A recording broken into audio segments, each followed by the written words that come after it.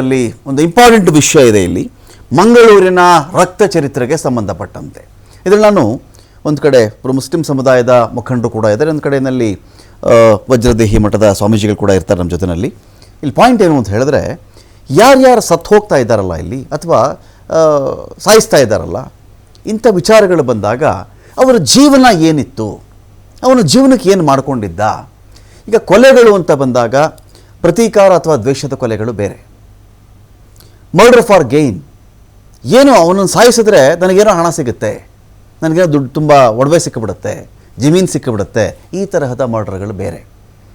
ಸಡನ್ನಾಗಿ ಏನೋ ರೀಸನ್ ಆಯಿತು, ಹೊಡೆದುಬಿಟ್ಟ, ಸತ್ತು ಹೋಗ್ಬಿಟ್ಟ, ಈ ಥರದ್ದು ಬೇರೆ.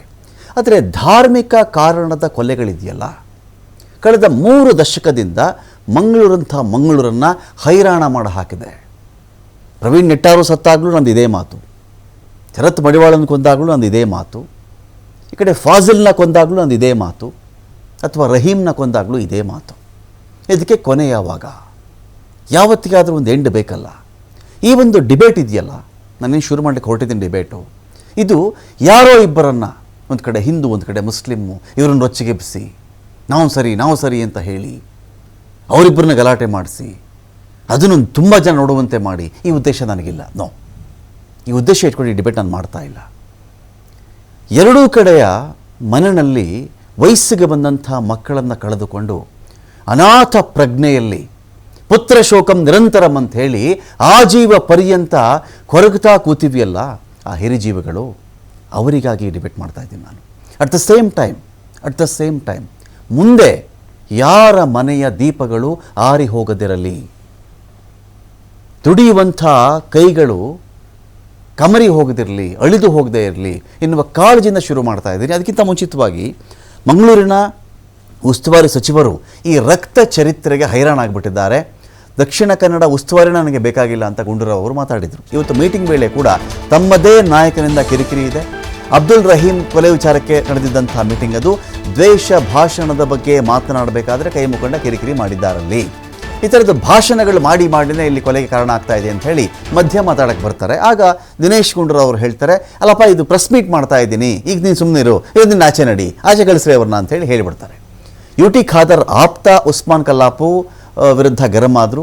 ಪ್ರಚೋದನಕಾರಿ ಭಾಷಣದಿಂದಾನೇ ಕೊಲೆ ಆಗ್ತಿದೆ ಅಂತ ಹೇಳಿ ಉಸ್ಮಾನ್ ಕಲ್ಲಾಪು ಮಾತಾಡ್ತಾರೆ. ಅದೇ ಉಸ್ಮಾನ್ ಕಲ್ಲಾಪು ಇವತ್ತು ನನ್ನೊಂದಿಗೆ ಸಂಪರ್ಕದಲ್ಲಿರ್ತಾರೆ, ಮಾತಾಡಿಸ್ತೀನಿ ಅವ್ರನ್ನ. ದಿನೇಶ್ ಗುಂಡೂರಾವ್ ಗರಂ ಆಗ್ತಾರೆ, ಅವನನ್ನು ಹೊರಗೆ ಹಾಕಿ ಅಂತ ಕೂಡ ಸಿಬ್ಬಂದಿಗೆ ಸೂಚನೆ ಕೊಡ್ತಾರೆ. ಓಪನ್ ಆಗಿ, ಆದ್ರೆ ಈ ಸೋಷಿಯಲ್ ಮೀಡಿಯಾದಲ್ಲಿ ಬರುವಂತಹ ಪೋಸ್ಟ್ಗಳು ಅದು ತುಂಬಾ ಡೇಂಜರಸ್ ಅಂತ. ಇಲ್ಲ, ಸೋಷಿಯಲ್ ಮೀಡಿಯಾ ನೋಡಿ, ನೋಡಪ್ಪ, ಇದು ಪ್ರೆಸ್ ಕಾನ್ಫರೆನ್ಸ್, ದಯವಿಟ್ಟು ನೀವು ಅದು ಮಾತಾಡಬೇಡಿ. ಒಂದು ನಿಮಿಷ ಸುಮ್ಮನೆ ಇರಿ, ನೀವು ಸುಮ್ಮನೆ ಇರಪ್ಪ ಇಲ್ಲಿ, ನೀನು ಸುಮ್ಮನೆ ಇರಪ್ಪ ಇಲ್ಲಿ, ಸುಮ್ಮನೆ ಇರಪ್ಪ ನೀವು. ಇವ್ರನ್ನ ಕಳಿಸ್ರಿ ಆಚೆ, ಅವ್ರನ್ನ ಹೊರಗಾಕ್ರಿ ಅವ್ರನ್ನ. ನೋಡಿ, ಸೋಷಿಯಲ್ ಮೀಡಿಯಾ ಸಮಸ್ಯೆ ಇಡೀ ದೇಶದಲ್ಲಿದೆ, ನಮ್ಮ ಒಂದು ಜಿಲ್ಲೆಗಲ್ಲ ಅಥವಾ ಒಂದು ರಾಜ್ಯಕ್ಕೇನಲ್ಲ. ಅದರಿಂದ ಮತ್ತು ಕಾನೂನು ಅಡಿಯಲ್ಲಿ ಏನಾಗ್ತಾ ಇದೆ ಅಂತ ಹೇಳಿದ್ರೆ, ಈ ಹೇಟ್ ಸ್ಪೀಚಸ್ ಮಾಡಿದಾಗ ಅಥವಾ ನೋಡಿ ಇಲ್ಲಿ ಏನಾಗುತ್ತೆ, ಈ ಒಂದು ನಾನು ಎಲ್ಲ ಕೊಲೆಗಳ ಬಗ್ಗೆನೂ ನಾನಿಲ್ಲಿ ತೆಗೆದುಕೊಂಡಿಲ್ಲ. ಕೆಲವು ತೀರಾ ಇತ್ತೀಚಿನದ್ದು ಅಂತ ಕನ್ಸಿಡರ್ ಆಗಿರ್ತಕ್ಕಂಥ ಕೆಲವು ಕೊಲೆಗಳು, ಇದನ್ನು ಧಾರ್ಮಿಕ ದ್ವೇಷದ ಹಿನ್ನೆಲೆಯಲ್ಲಿಯೇ ಆಗಿರ್ತಕ್ಕಂಥ ಕೊಲೆಗಳು ಅಂತ ಕನ್ಸಿಡರ್ ಮಾಡ್ತಾ ಇದ್ದಾರೆ. ಆ ಒಂದು 4 ಕೊಲೆಗಳ ಬಗ್ಗೆ ನಾನು ಮಾತ್ರ ಮಾತಾಡ್ತಾ ಇದ್ದೀನಿ ಇವತ್ತು ಈಗಿನ ಸಮಯಾವಕಾಶದಲ್ಲಿ.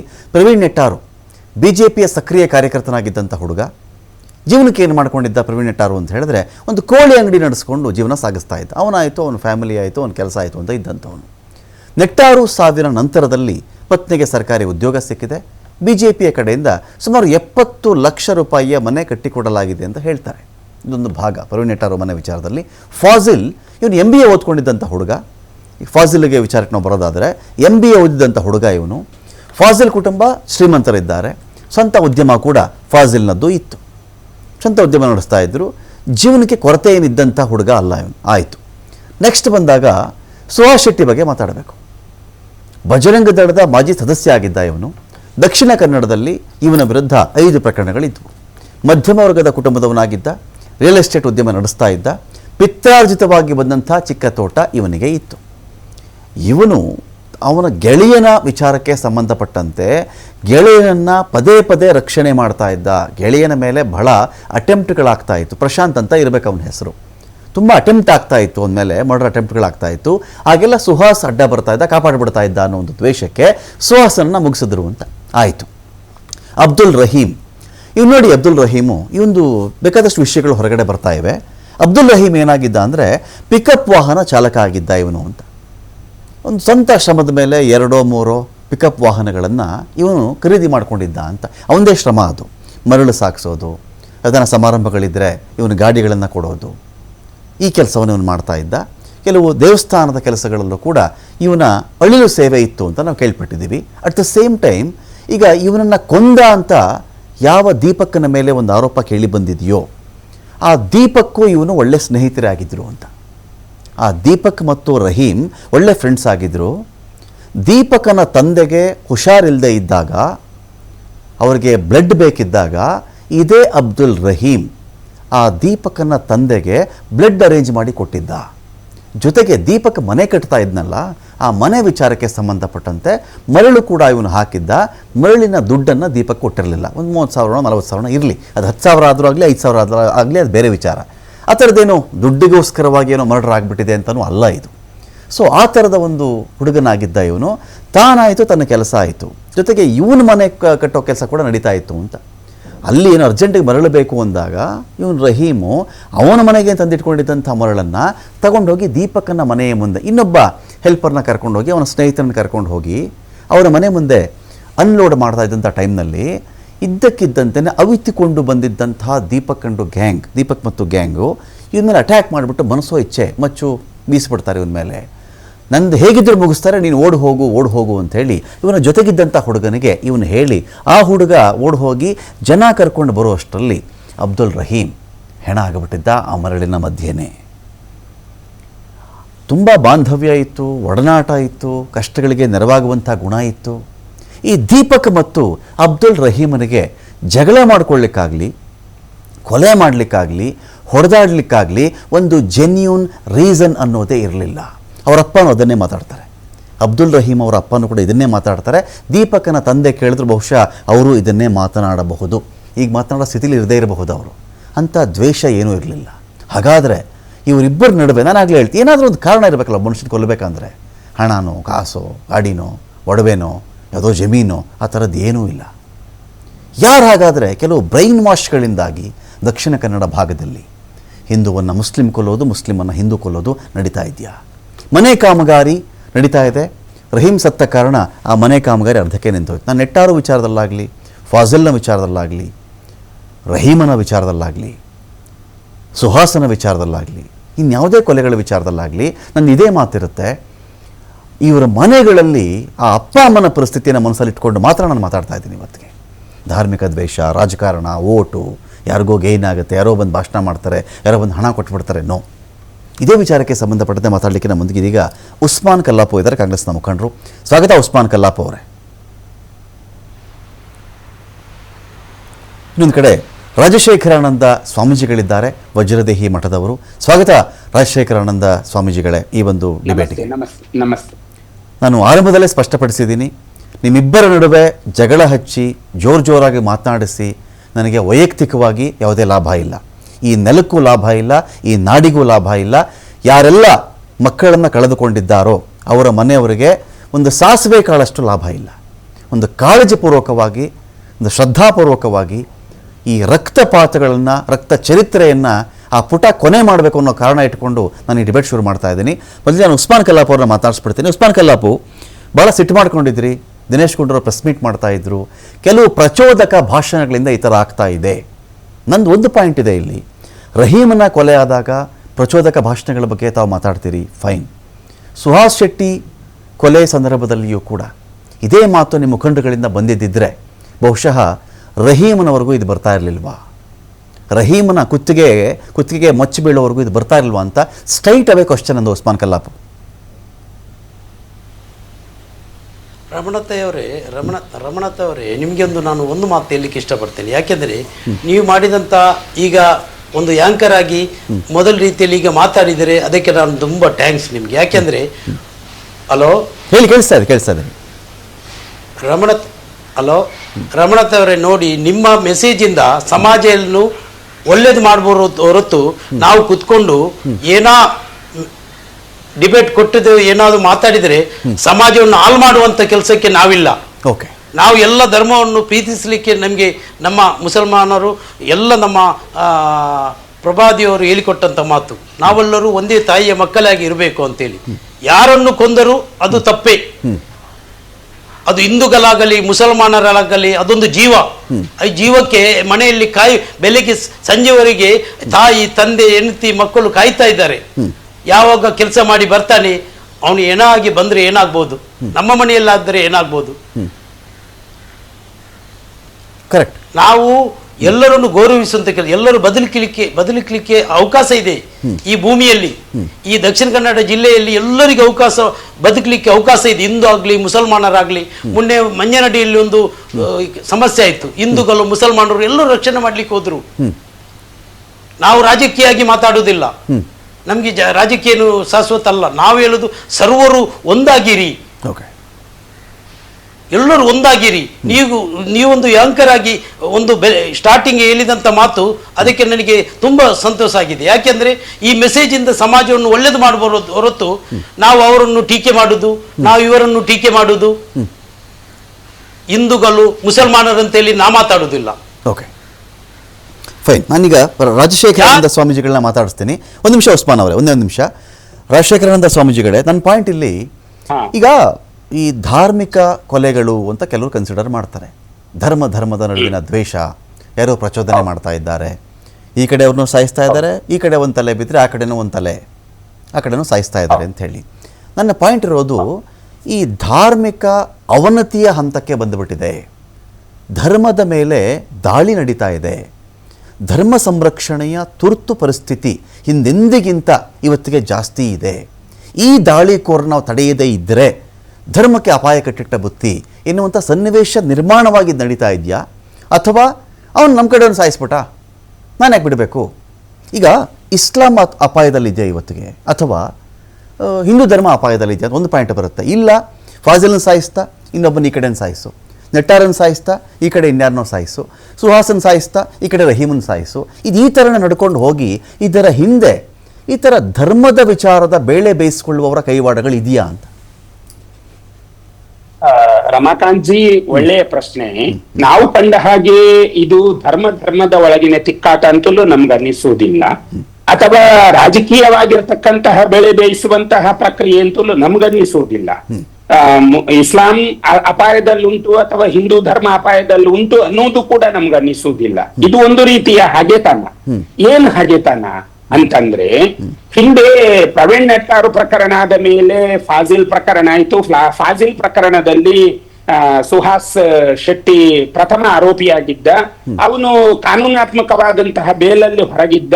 ಇದರ ಮೇಲೆ ಫಾಜಿಲ್ನ ಮನೆಯವರಿಗೆ ಒಂದು ರೀತಿಯ ಕಣ್ಣಿತ್ತು. ಆ ಕಣ್ಣಿನ ಸ್ಥಿತಿಯ ಭಾಗದಲ್ಲಿ ಅದು ಹಗೆತನಕ್ಕೆ ಹೋಯ್ತು.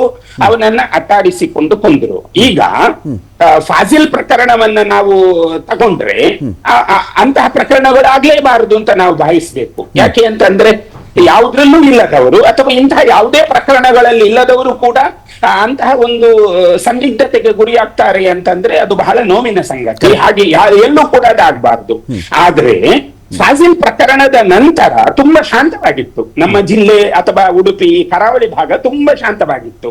ಎಲ್ಲೂ ಅಂತಹ ಪ್ರಕರಣಗಳಿಲ್ಲ. ಯಾಕೆ ಅಂತಂದ್ರೆ ಈ ಮುಸಲ್ಮಾನ ಸಮುದಾಯದ ಬಾಂಧವರು ಅವರ ಮಸೀದಿಯಲ್ಲೇ ಒಂದು ತೀರ್ಮಾನ ತಗೊಂಡಿದ್ರು. ಅಂತಂದ್ರೆ ನಾವು ಯಾವುದಕ್ಕೆ ಹೋಗೋದು ಬೇಡ, ನಾವು ನಮ್ಮೊಳಗೇನೆ ಒಂದು ಇದನ್ನ ತೀರ್ಮಾನ ಮಾಡ್ಕೊಂಡು ಇನ್ನು ಯಾವುದೇ ರೀತಿಯ ಶತ್ರುತ್ವಕ್ಕೆ ಹೋಗೋದು ಬೇಡ, ಅದನ್ನ ನಾವು ದೇವರಿಗೆ ಬಿಡುವ, ಏನೋ ಒಂದು ರೀತಿಯ ಅವರೊಳಗೆ ಆ ವಿಷಯಗಳಾಗಿತ್ತು. ಆದ್ರೆ ಯಾವಾಗ ಈ ಸುಹಾಸ್ ಶೆಟ್ಟಿ ಪ್ರಕರಣ ಆಯಿತು, ಸುಹಾಸ್ ಶೆಟ್ಟಿ ಪ್ರಕರಣ ಆದ ಮೇಲೆ ಕ್ರುದ್ಧವಾಯಿತು ಸಮಾಜ. ಕ್ರುದ್ಧವಾದಂತಹ ಕಾರಣ ಈ ಘಟನೆಗಳು ಅಲ್ಲಲ್ಲಿ ಚಿಗುರೊಡೆಯಲಿಕ್ಕೆ ಪ್ರಾರಂಭವಾಯಿತು. ಇಲ್ಲಿ ಯಾವ ಸಮಾಜದವ ಅನ್ನೋದು ಮುಖ್ಯವೇ ಹೊರತು ಅವನ್ ಯಾರು ಅನ್ನೋದು ಮುಖ್ಯವಿಲ್ಲ. ನೀವು ಈ ಪ್ರಕರಣಗಳನ್ನು ಒಟ್ಟು ನೀವು ಮನಗಂಡ್ರೆ ಒಂದು ತಲೆ ಹೋದ್ರೆ ಆಯ್ತು, ಅದು ಯಾರು ಅಂತ ಇಲ್ಲ. ಅವನು ಧಾರ್ಮಿಕನೋ, ಸತ್ಯಸಂಧನೋ, ವ್ಯಾಪಾರಿಯೋ, ಅಥವಾ ಅವನು ಸಮಾಜದಲ್ಲಿ ಟಾರ್ಗೆಟ್ ಅಂತದ್ದು ಯಾವುದು ಕಾಣುವುದಿಲ್ಲ ಈ ಪ್ರಕರಣಗಳನ್ನ ನೋಡಿದಾಗ. ಈ ರಹೀಂ ಪ್ರಕರಣ ಇರಬಹುದು, ಫಾಜಿಲ್ ಪ್ರಕರಣ ಇರಬಹುದು, ಇಲ್ಲಿ ಯಾವುದು ಅಂತಹ ಪ್ರಕರಣಗಳು ಕಾಣುವುದಿಲ್ಲ. ಆದ್ರೆ ಇಲ್ಲಿ ಒಂದು ಹಗೆತನ ಕಾಣ್ತಾ ಇದೆ. ಆದ್ರೆ ಆ ಹಗೆತನವನ್ನು ನಿವಾರಿಸಬೇಕಾದವರು ನಾವೆಲ್ಲ ಅಂತ ಅಂದುಕೊಂಡಿದ್ರು. ಸರ್ಕಾರ ಮತ್ತೆ ಜಿಲ್ಲಾಡಳಿತದ ಕರ್ತವ್ಯ ಬಹಳ ತುಂಬಾ ಇದೆ ಅಂತ ನಮ್ಗೆ ಅನ್ನಿಸ್ತದೆ. ಓಕೆ ಓಕೆ ಓಕೆ ಈಗ ನಾನು ಇಲ್ಲಿ ಉಸ್ಮಾನ್ ಅವರು ಮಾತಾಡ್ತೀನಿ. ಉಸ್ಮಾನ್ ಅವರೇ, ಈಗ ಕೊಲೆಗಳಾಗ್ತಾ ಇವೆ ಸರಿ, ಈಗ ಹಿಂದೂ ಮುಸ್ಲಿಮ್ದು ಅಂತ ನಾನು ಇಲ್ಲಿ ಮಾತಾಡಲ್ಲ. ಈಗ ಹಿಂದೂ ಸಮಾಜದಲ್ಲೂ ಸಮುದಾಯದಲ್ಲೂ ಕೂಡ ಬೇರೆ ಬೇರೆ ಕಾರಣಕ್ಕೆ ಜಮೀನು ವಿಷಯಕ್ಕೋ, ಆಸ್ತಿ ವಿಚಾರಕ್ಕೋ, ಹಣದ ವಿಚಾರ ಕೊಲೆಗಳಾಗ್ತವೆ. ಆ ಒಂದೇ ಧರ್ಮದಲ್ಲಿ ನಡುವೆ, ಆ ಧರ್ಮದ ಒಳಗಡೆ ಆಗುವಂಥ ಕೊಲೆಗಳಿಗೆ ಇಂಥ ಬಣ್ಣ ಸಿಗಲ್ಲ.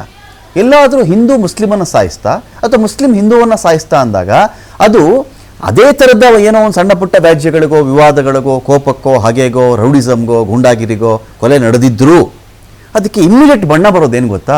ಇದು ಹಿಂದೂ ವರ್ಸಸ್ ಮುಸ್ಲಿಮ್ಮು, ದಕ್ಷಿಣ ಕನ್ನಡ ಶಾಂತವಾಗಿದ್ದಂಥ ಪ್ರದೇಶ, ಜಿಲ್ಲೆ, ಅಲ್ಲಿ ಈ ಥರ ಮಾಡಿಬಿಟ್ಟಿದ್ದಾರೆ ಅಂತ ಹೇಳಿ ಅದಕ್ಕೆ ಬೇರೆಯದೇ ಬಣ್ಣ ಬರುತ್ತಲ್ಲ. ಈ ಬಣ್ಣವನ್ನು ತಡೆಯುವ ಜವಾಬ್ದಾರಿ ಹಿಂದೂ ಸಮಾಜಕ್ಕೂ ಇದೆ, ಮುಸ್ಲಿಂ ಸಮಾಜಕ್ಕೂ ಇದೆ. ಮುಸ್ಲಿಮ್ಗೆ ರಹೀಂ ಸತ್ತ ಅಂದರೆ ನೀವೆಲ್ಲ ಹೋಗೋದು, ರಹೀಂ ಮನೆಗೆ ಹೋಗೋದು, ಭೇಟಿ ಕೊಡೋದು. ಈ ಕಡೆ ಹಿಂದೂ ಸುಹಾಸ್ ಶೆಟ್ಟಿ ಸತ್ತ ಅಂದಾಗ ಎಲ್ಲ ಮುಖಂಡರುಗಳು, ರಾಜಕೀಯ ಮುಖಂಡರುಗಳು, ಧಾರ್ಮಿಕ ಮುಖಂಡರು ಅಲ್ಲಿಗೆ ಹೋಗೋದು, ಕೆಲವನ್ನ ಪಿಕ್ ಮಾಡೋದು, ಅವ್ರ ಮನೆಗೆ ಪರಿಹಾರ ಕೊಡ್ತೀವಿ ಅನ್ನೋದು, ಇನ್ನೊಬ್ಬನ ಮನೆಗೆ ಪರಿಹಾರ ಕೊಡಲ್ಲ ಅನ್ನೋದು. ಈ ಧೋರಣೆಗಳನ್ನು ಸ್ಟಾಪ್ ಮಾಡಬೇಕಾದ್ರೆ ನಾನು ಇದರ ರಾಜಕೀಯ ಮುಖಂಡರಿಗೆ ಈ ಶಕ್ತಿ ಇಲ್ಲ ಮತ್ತು ಅವ್ರಿಗೆ ಅದು ಬೇಕಾಗೂ ಇಲ್ಲ. ನನ್ನ ಪಾಯಿಂಟ್ ಇರೋದಿಲ್ಲಿ ಸಮಾಜಗಳ ಮುಖಂಡರುಗಳು ಇಂಥ ಒಂದು ಹೆಜ್ಜೆನ ಯಾಕೆ ಇಡ್ಲೇ ಇಲ್ವಲ್ಲ ಈ ಭಾಗದಲ್ಲಿ ಅಂತ. 100% ನೀವು ಹೇಳೋದು ರಂಗನಾಥ್ ಅವರೇ. ರಮಾಕಾಂತ್ ನೋಡಿ, ಮೊನ್ನೆ ರಮಾಕಾಂತ್ ಅವರೇ ಮೊನ್ನೆ ನೋಡಿ, ಒಂದು ಇಷ್ಟು ಘಟನೆ ಆಗುವಾಗ ಒಂದು ಹೇಳಿಕೆ ಕೊಡ್ತಾರೆ, ನಾವು ಒಂದನ್ನು ತೆಗೆದರೆ ಮೂರನ್ನು ತೆಗಿತೇವೆ, ಮೂರನ್ನು ಅದಲ್ಲ ಹೇಳಿಕೆ ಅಗತ್ಯದ ಅಂತ ಹೇಳಿ. ನಾವು ಹೇಳುದು ರಾಜಕೀಯದ ಲಾಭಕ್ಕಾಗಿ ಒಂದು ವೇದಿಕೆ ಮಾಡಿ ನಾವು ಅವರನ್ನು ಬಿಡುವುದಿಲ್ಲ, ಕೊಳ್ತೇವೆ. ಎಂಥದ್ದು ಮಾತದು? ಅದೊಂದು ಮೆಸೇಜ್ ಕೊಡುವಂಥದ್ದ? ನಾವು ಹೇಳಿದ್ದು ಯಾರಿಗಾದರೂ ತಪ್ಪು ಮಾಡಿದವನಿಗೆ ಶಿಕ್ಷೆ ಆಗ್ಲೇಬೇಕು, ಯಾರು ಬೇಕಾದ್ರೆ ಆಗ್ಲಿ. ನಾವು ಒಂದು ವೇದಿಕೆ ಮೇಲೆ ನಿಂತು ಅವರನ್ನು ಕೊಲ್ಬೇಕು, ಒಂದು ಪಿಕ್ಚರ್ ಡೈಲಾಗ್ ಹೊಡೆದಾಗೆ ಹೊಡೆಯುವುದು, ಯಾರಿಗೆ ಮೆಸೇಜ್ ಕೊಡ್ತೀರಿ? ಯಾರ ಮಕ್ಕಳು? ಇವರು ನಾಯಕರು ಹೇಳ್ತಾರೆ, ಹೋಗ್ತಾರೆ. ಇಲ್ಲದ್ರೆ ಬ್ಯಾಂಗ್ಳೂರಲ್ಲಿ ಎಲ್ಲಿ ಟಿವಿ ಚಾನೆಲ್ ಅಲ್ಲಿ ಕುತ್ಕೊಂಡು ಮಾತಾಡ್ತಾರೆ. ಇಲ್ಲಿ ರಿಯಲ್ ರಿಪೋರ್ಟ್ ಏನು ಅಂತ ಹೇಳಿ ದಕ್ಷಿಣ ಕನ್ನಡದ ಒಬ್ಬರಿಗೂ ಗೊತ್ತಿಲ್ಲ. ಇಲ್ಲೆಲ್ಲ ಪ್ರೀತಿಯಲ್ಲಿದ್ದಾರೆ ಅಷ್ಟೇ. ಅವರ ಲಾಭಕ್ಕಾಗಿ ಹೀಗೆ ಮಾಡ್ತಾರೆ, ಪರಿಹಾರ ಏನು ಬೇಕಾದ್ರೂ ಕೊಡ್ತಾರೆ. ಮುಂದೆ ನೋಡಿ, ಒಂದು ಸ್ಪೀಚ್ ಅಲ್ಲಿ ಬಜ್ಪೇಯಲ್ಲಿ ಆಗಿ ಕಾರಣಕ್ಕಾಗಿ ಈ ತರ ಅಮಾಯಕರ ಜೀವ ಹೋಯ್ತು. ಯಾರು ಉಸ್ಮಾನ್ ಅವರೇ, ಸಂಪರ್ಕದಲ್ಲಿ ಇರುವವರು, ಅವನ ಫ್ರೆಂಡ್ ಸರ್ಕಲ್. ನಾನು ನಿಮ್ಗೆ ಒಂದು ಪ್ರಶ್ನೆ ಕೇಳ್ತೀನಿ ಉಸ್ಮಾನ್ ಅವರೇ. ಈಗ ನಾನು ಕೇಳಿಪಟ್ಟಿದ್ದು ನಿಜಾನ? ಸ್ಟಾರ್ಟಿಂಗ್ ಅಲ್ಲಿ ನಾನು ಮಾತಾಡಿದೆ, ಇದೇ ರಹೀಮನ ಬಗ್ಗೆ ನಾನು ಮಾತಾಡಿದೆ. ರಹೀಂ ದೀಪಕ್ಕೆ ಆ ಥರ ಕೊಲ್ಲುವಂತಹ, ದ್ವೇಷ ಮಾಡುವಂತಹ ಯಾವುದೇ ಘಟನೆಗಳೇ ನಡೆದಿರಲಿಲ್ಲ ಅಲ್ಲಿ. Deepak was A brain washed fellow ಅಂತ. ಇಲ್ಲ ಇಲ್ಲ ಇಲ್ಲ, ಆ ಥರದ್ದು ಏನೂ ಇರಲಿಲ್ಲ. ಫ್ರೆಂಡ್ಸ್ ಆಗಿದ್ರು, ಇವನ್ ಮನೆ ಕಟ್ಟಕ್ಕೆ ಅವನು, ಅವನ ಮನೆ ಕಟ್ಟಕ್ಕೆ ಖಂಡಿತವಾಗಿ ಅವ್ರ ತಂದೆ ಹೇಳಿದ್ರು ಮಾತು.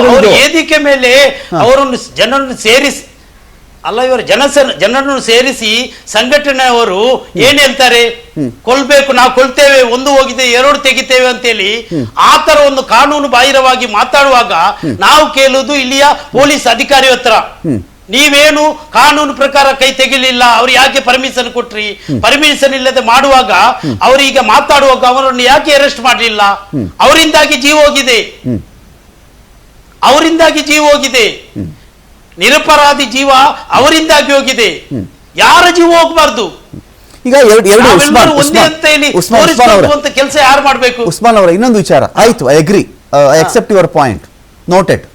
ಇನ್ನೊಂದು ಕಡೆ ನನ್ನ ಪಾಯಿಂಟ್ ಏನಿದೆ ಅಂದ್ರೆ, ಆಯ್ತು ಭಾಷಣ ಮಾಡಿದ್ರು, ಪ್ರಚೋದನೆ ಮಾಡಿದ್ರು, ಬಹಿರಂಗ ವೇದಿಕೆಗಳಲ್ಲಿ ಹೇಳಿದ್ರು, ಬಿದ್ದಲ್ಲಿ 10 ಆಗುತ್ತೇವೆ, ಸತ್ತಲ್ಲಿ 1000 ಇದೆಲ್ಲ ಬಂತು ಮಾತು. ಇನ್ನೊಂದು ಕಡೆ